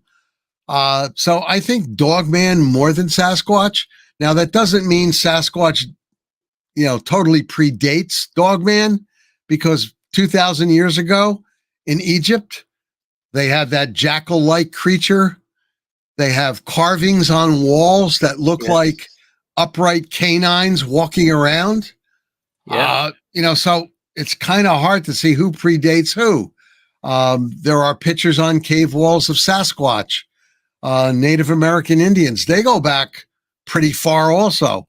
And they have drawings of these humongous beings on, once again, on walls in caves and on the sides of rock mountains. And at the same time, they'll have this giant being and then this smaller being, which represented, the Native Americans. So they're trying to give you an idea of the size differentiation between them, the differential. So, it's I don't know. Once we find out what Dogman is and Sasquatch, then we got to move on to something else. Yeah, To the next thing and the next thing. That's what's so great about cryptozoology. I mean, I could sit with a bunch of my people, in a room, a little office room or maybe somebody's garage. We've got our laptops open and we got a screen on the wall and we've got our notebooks because we take written hand notes on things and we're talking about this and somebody throws something up on the screen and, it's a lot of fun.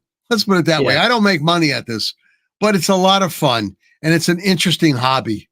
I'd rather do this and than go out there hunting down animals and killing them and putting their heads up on my walls because we're a non-kill organization. We would only kill in defense of our own well-being. If we're attacked. Understandable. Right. I mean, we're not out there to hunt. We're out there to research and to find out as much information as we can. Yeah. Thank you. I know you mentioned this earlier. This question's from Jo, the moderator.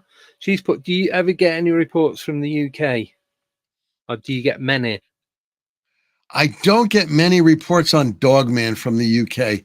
I get cryptid reports, and I've gotten over the years, like I said, the Owl Man, and I hope I'm pronouncing this right, the Black Shuck. Yeah. That's another report that I get often. And the other thing is the Black Panthers. I mean, where are you hiding these things there? Where are you hiding Black Panthers out? I'd like to know that. Well, I'm drive for a living. I'm all over the country and like in the middle of nowhere a lot of the time. Looking out for them, never see one. But I know loads of people that have seen them.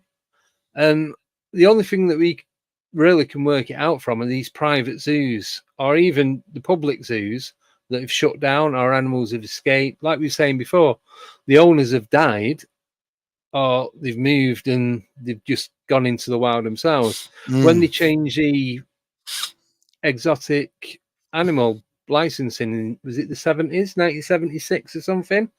And they made it more difficult to own these exotic pets. A lot of people would be like, I'm not paying however many £1,000 it is for a license, and they just literally open the gate and let them walk out.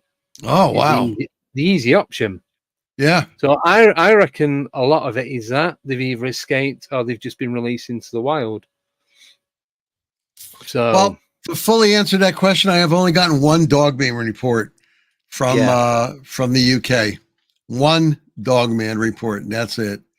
Do you know what area it was? I'll you know what I'll do is I'll look it up and I'll text message you, on Facebook. I'll let you know the area that it was at. But it was in England. So I mean, when you say the UK, you're talking about what, 5 different England, Ireland, Scotland, Wales, and you got all the little Isle of Man, and then what, Northern Ireland? Yeah, so you've got Ireland, then you've got Northern Ireland. They're connected. But you've got obviously England, Wales, and Scotland.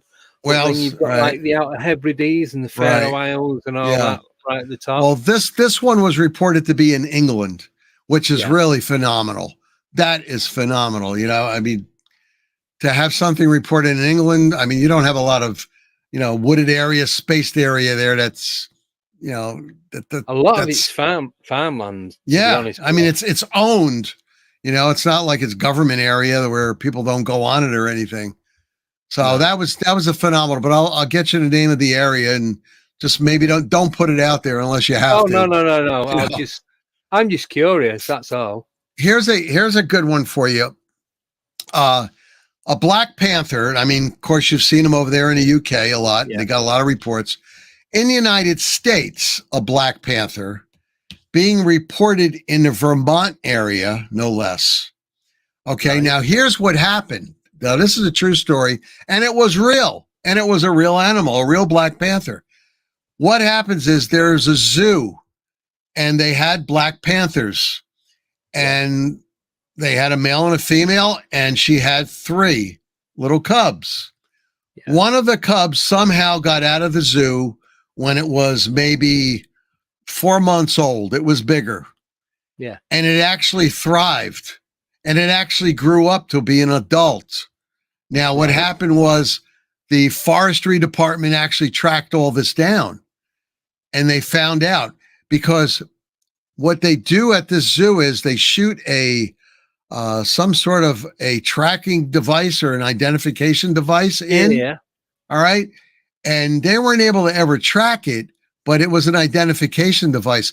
So when they finally cornered this animal, this panther, this black panther, they shot it with, knockout drug.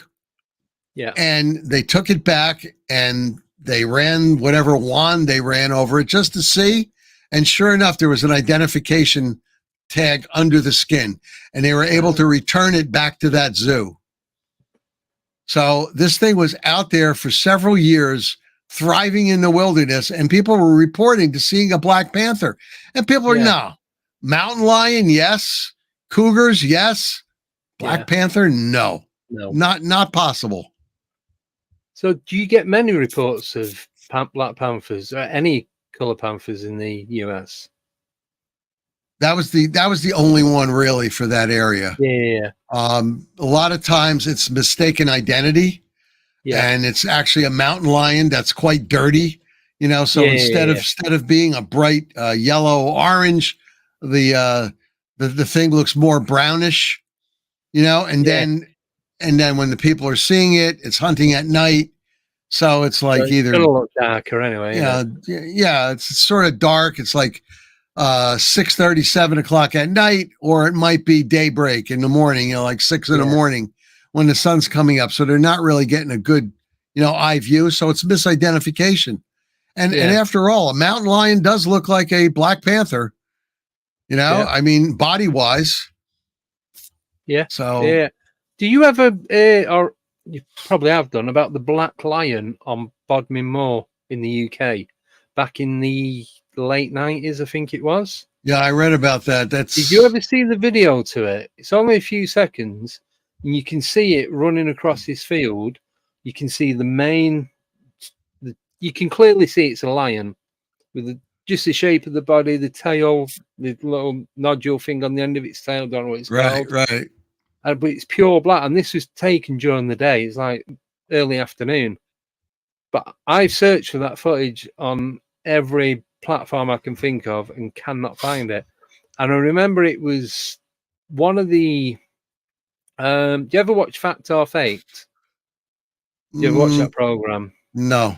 So there's a team of people, and they get sent in a load of videos and that, and then they would choose 2 or 3 out of that one to like try and debunk it. So they'd go out to the area and try out different ways, and that was one of them that they tried to recreate, and they just couldn't do it. But it wasn't a panther. It was clear, you could clearly see it was a black lion. Yeah, I saw that on a television program. It wasn't the fact or fiction one, though. No, I did see that. It was on a television program, and it was talking about cryptids, and it was talking about unusual animal sightings. It was so fast you couldn't tell. However, what I want to tell you is that in studying zoology, I've had many a chapter that I've read and seen pictures on lions. There are some lions that have a very, very dark brown mane on them. Okay. Now, what I'm thinking about when I saw that program, like I said, well, like you said, it was just a fleeting, maybe 5-6 seconds. Yeah. The thing is, I'm wondering if maybe the cast and the angle of the light could have made it a black color. Shadowed it. However, I don't want to discount that it was an all black lion, because you have an albino lion out there, and an all black lion is not something that's so unusual then, because in all facets of life, you have different types of people. People look different. You've got animals that look different. It might be that one. I mean, look at ducks. Ducks come out a bright orange color, and you'll see a mother duck with 12 little ducklings that are bright orange, and then a black little duckling who's with them. He just came out that way. The pigment, that was it. So it's possible, but that's really odd. Yeah. Well, I was a bit off topic, but with the pigmentation, I was delivering to a military base in Bedfordshire in the UK a couple of years ago, So as I'm driving on there's a black squirrel. I didn't even know black squirrels were a thing. I know you've got red and you've got a million of grey squirrels everywhere. And since I've seen that one black squirrel, I think I've seen 5 in the last 2 years. Mm-hmm. And I didn't even know they existed. We have the same thing here in the United States. Yeah. We have the gray squirrels, they're predominant, and we have some brown squirrels, and we have black squirrels, and I've seen a couple of albino squirrels. So I mean, they're just literally everywhere. It depends on which squirrel combined with which squirrel, and the pigmentation coming out like that. So same sort of thing. It's a color hybrid, isn't it? Like we were saying earlier about with the chupacabra, the different mixes of, even though it's the same animal, it's a mix of color pigments. So similar sort of thing. Another story, a quick story on the chupacabra. I got to a point where I travel north, south, east, and west in the middle of the country, all over the place when I can, and I have, and I was down in Northwest Texas. I was at a local eatery. They got a lot of these mom and pop eateries, and they're really good. And I'm sitting eating my lunch on the back porch, and I'm looking out over the desert. And what do I see? What do I see? But the same chupacabra body on an animal running in the distance that I saw in Chad Juarez, Mexico, years and years before. Oh. So here, I think I'm special. I'm thinking I'm special. Hey, I saw a chupacabra over here in Texas. Oh my God. Yeah. The waitress comes by and she goes, "What's the matter?" I go, "I don't know if you know what a chupacabra is, but I was looking that way and I just saw one." And she goes, that's not a big deal. She goes, "You see them all the time. They're all over the place over here." And then she asked me if I wanted more fries, French fries. And the way she said it to me is she took me down a peg. Yeah. Quite a few pegs, because I thought I was special. Wow, I saw a chupacabra, It's like an alien spacecraft, coming down and asking for a bite of my hamburger. It's like, nope, you're not special, sir. You're not special at all. They're all over the place. Well, it was special to you because you've not seen one in that location before. Yeah, and for a whole 30 seconds. Yeah. And if she'd not said anything, you would have been none the wiser. No. But I suppose that was verification for you, though, that they do exist in that location. Yeah. Or they do exist in general. It's right near Mexico, so they must run up and down the border. Yeah. So. No border control on them. No border control on chupacabras. No, they're free to do what they want. No. Right, got a couple more questions for you. So this is from Jojo. So when you saying you, D.A. Roberts you're one of the characters in one of his books. Joe's asking, what character was you? Can you tell us?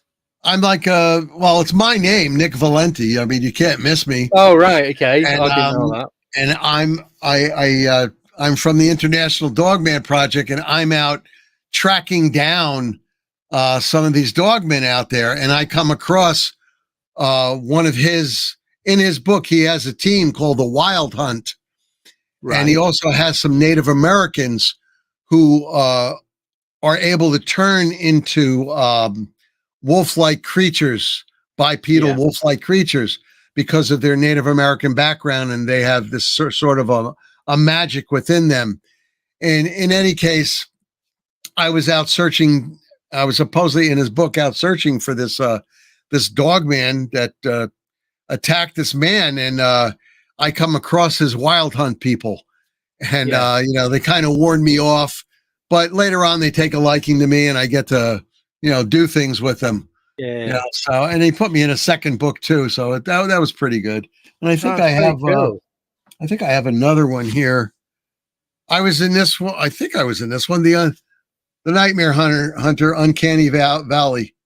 Yeah, right. Okay. I bought the book and I brought it down and I had him sign it for me.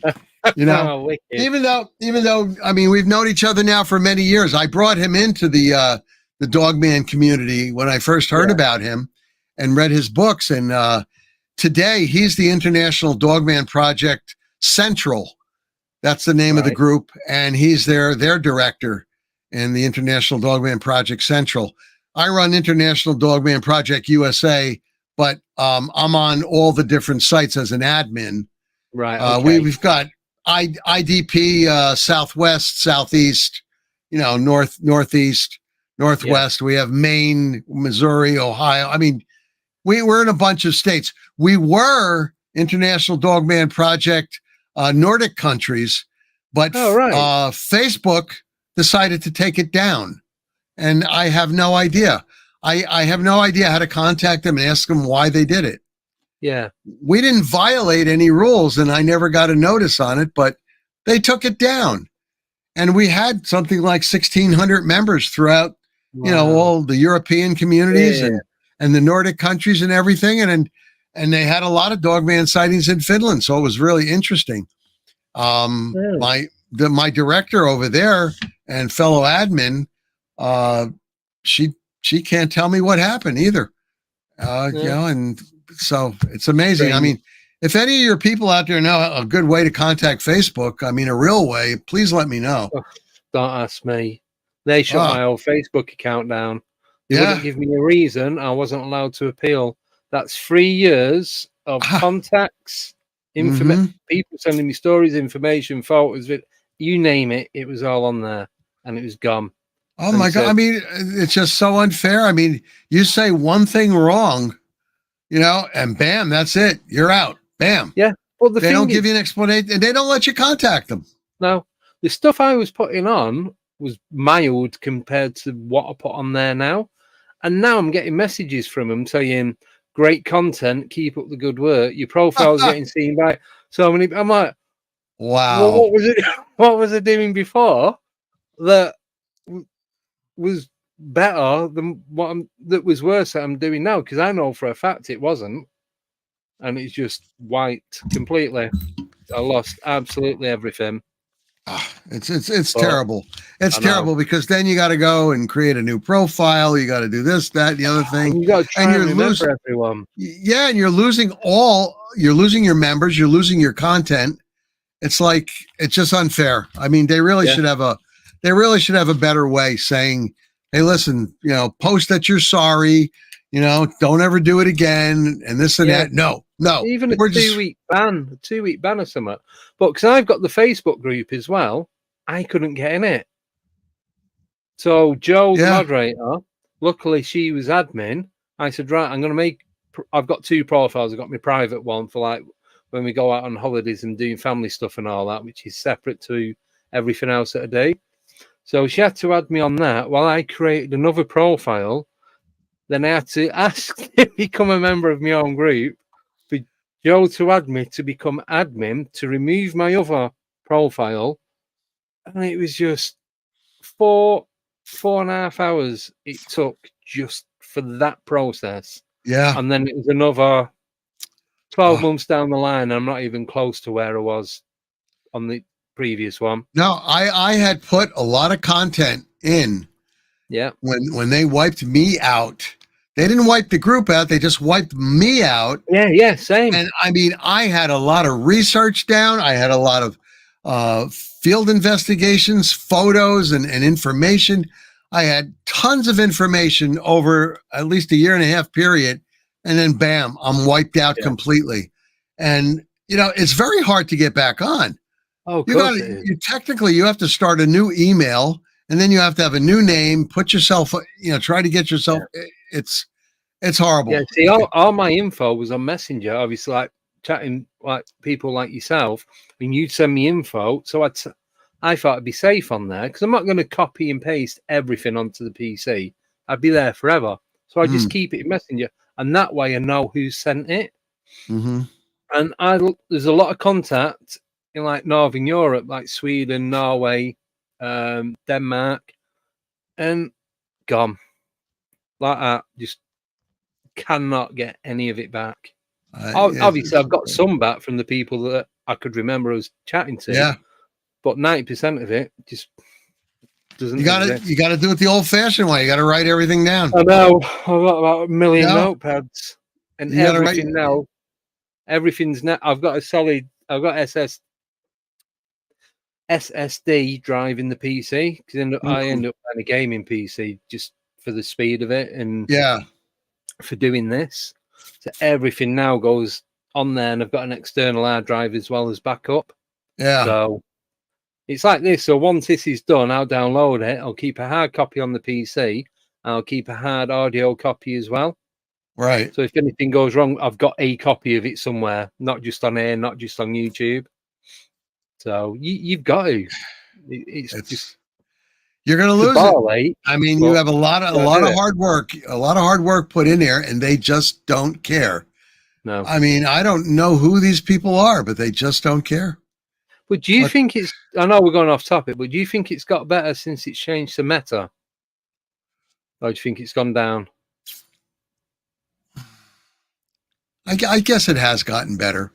Yeah. Because that's just recently. Yeah, it has. They don't jump on you for so many little tiny things. Even though I just got from a couple of my members that they're suspended again. Oh. You know, one was suspended 28 days, one suspended an hour. It's like, oh my God, you know, write to us and tell us what the problem is. Yeah. You know, and then they want you to send your driver's license with your picture and your information on verify everything to them to prove who you are. It's like, come on, seriously now. They know who you are. I just try to totally walk the line and not go over it because it's just too much information getting wiped. Yeah. You know, it's yeah. But anybody have any other questions that you know of? So we've got 3 more questions. So first one is from Curious Kitty, and she wants to know, are dogmen nocturnal? Or do you believe they're nocturnal? Yes, they are. Yes, they are. But they've been seen during the daytime. Like any animal, raccoons are nocturnal, but you'll see them out during the daytime, and not just because they're sick, because something has happened. Yeah. I'm going to tell you why. First of all, nocturnal is because they hunt at night and other animals are out at night. That's why they're nocturnal. Why you would see them during the daytime is because of, like in the United States, it's because of housing. When they start building housing, their forest area is knocked down, a very large chunk of forest, and they're pushed, and they keep moving. And remember something, Dogman, just like any animal, is going to go towards water. You need water to live. So they're going to go towards the water, and they're going to follow the game. And in New Jersey, the game would consist of deer. We have a large deer population. Yes, I would consider them nocturnal, though. Yep, thank you. Next one is from Cal. She'd like to know, so when we're saying about these different cryptids and we're seeing the sightings and that, could they be avatars? Like when I was saying about the Bigfoots, are they coming down from UFOs and the Dogmen and Sasquatch? When I was saying about, are they coming down and scouting, checking out the vegetation, the livestock, all that kind of stuff? I'm guessing, because that was when she put the question up. So I'm guessing, like because I believe the small greys are clones and they send them down. There's no consciousness with them. They're just sent down the program to do what they need to do, and then they go back. So could it be something like that? Could they be similar? If I had to put money on it, I would say Dogman more than Sasquatch might be coming from one of these UFOs. They could be forward soldiers that are scouting us out, but they've been here for a long time. So that's a lot of scouting. Maybe they just left them here. Maybe they got the job done and they left them here and took off and they're not coming back. But there's been so many Dogman sightings throughout the world that there's got to be some truth to it. So Kel, I would think that in Dogman's case, I would think he's put down here. Sasquatch's case, kind of no. Right. No, cheers for that. And last question is from Curious Kitty. She wants to know, are there any dogmen in the Bible? Do you know? What you see in the Bible, though, is the jackal, on 2 feet, from the Egyptians. It depends on which Bible you're looking at, by the way. There have been pictures of bipedal wolves.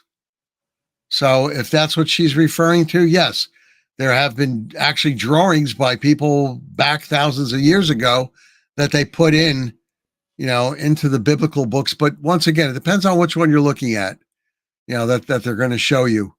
So I guess they did believe that these things did go on 2 legs. They didn't call them dogmen, of course, and they didn't call them werewolves either. No, that's more from like Hollywood, isn't it? The werewolf side. Oh of it. yeah, oh definitely. They have a couple of Japanese movies out there with Dogman, but Dogman in their movies is about 15 feet tall. And I mean, they are gigantic. And they had 2 British movies out with the guys from Special Forces. Dog Soldiers. Dog Soldiers, yeah, that was great. Yeah. Oh my God, that's movie. a classic. Those are classics. Yeah. And wasn't there a second one? I thought they had a second one at one point. If there was, I either watched it and it was that bad I can't remember what happened. Yeah. The acting hasn't aged very well in Dog Soldiers, but the whole idea behind it is quite good. Like how it all happened and why they're there. There's a good storyline to it. But yeah, I'm sure there was a second one, and I must have seen it, but I cannot remember. Yeah, that was a question on one of our forums in the International Dogman Project. One of the forums there, and they asked about that movie, and didn't they come out with a second one? And people are saying yes, they did. And where is it? Can you find it? But it's hard. It's hard. I don't know whether they put it out, took it off, or where you can see it. Yeah, no, that's fun. Yeah, it's all good. Right, so we are now at the end of the show, Nick. So thank you so much for coming on, because we don't really get that many people coming on talking about Dogman. We get a few, so like there's Jessica Jones, Barry Littleton, and it like I said, it's mainly you guys over in the States. There's a couple here in the UK, but it's having the evidence that comes with it. Mm-hmm. Do you know what I mean? Right. Well, the only other place near you is in Finland, where they report a lot of Dogman activity. That's about it. Yeah. So, but I'm going to be in touch with you, Andy. Yeah, definitely. Facebook Messenger. I have something to offer you. Give you an offer on something, and ask if you want to help out with it, and that'll be great.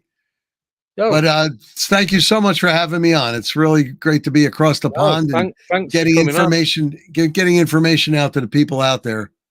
Yeah. No, it's been great having you. Well, like I said to you before when I first invited you, I've been meaning to ask you for ages, but because I was that busy doing loads of other stuff, and it's just you're trying to remember everything, as well as going to work, family life, doing all your normal regular stuff. You can't remember everything. Even if I wrote it down, I'd still forget. Well, I'm glad you got me at this point. I'm glad you got me in this point in time, because I know so much more and I've expanded so much more. Yeah. So it was really good. Yeah, I appreciate it. And we've put your links up throughout the show. The ones for your Facebook group and for your YouTube channel. So thank you. But yeah, if you can hang about when we finish, and we'll have a quick chat. Is that okay? Sure. Okay. Excellent. Right. So guys in the chat, thank you for coming on. Really appreciate it, and great questions. Nothing next Friday because I'm going up to Manchester for the Awakening Expo weekend. Next Wednesday, it's me and Chris from Scottish Paranormal Podcast. We're going to be talking about the second part of the UFO disclosure. Oh, and he's got his figure. Yeah, look at this guy.